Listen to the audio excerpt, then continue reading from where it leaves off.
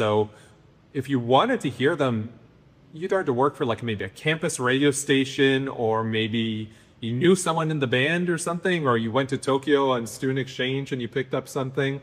So yeah, like when Napster showed it, it became this, I don't want to say it was overnight, but it was really, really quickly. I mean, that was really the barn doors like swinging wide open.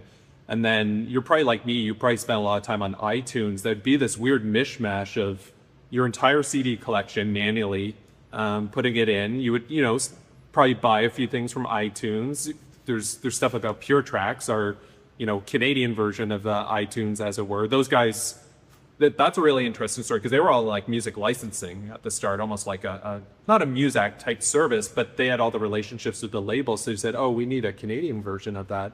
So, you would have that. Again, if you borrow your friend's CDs, put in your CD burner, go down to the library, do that. Go to Napster, go to the Hype Machine, whatever. Someone hands you a USB key.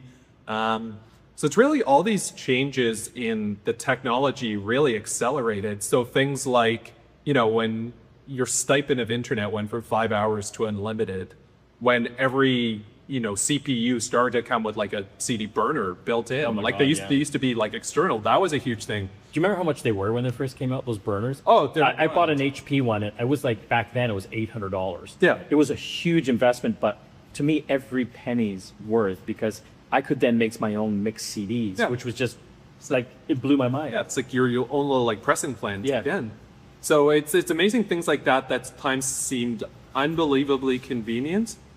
Think if you asked a young person like to use any of this in the present day, there'd be, if they don't have like AirPods, that seems inconvenient to have like a wire. So like it's just unbelievable when you look at it in aggregate, just how far we've come, because it both happened very quickly, but it also was a series of steps too, in the technology and then the web culture. We're always in catch up with each other.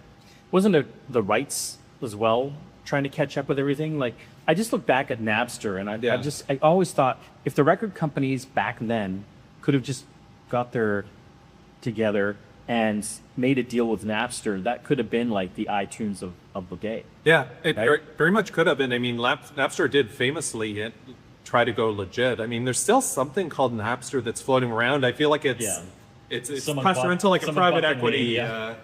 Yeah, so it's sort of like one of these zombie brands that you see floating around the internet. But that's the thing, like all the labels knew, like, we're not going back to the old world. We got to figure this out.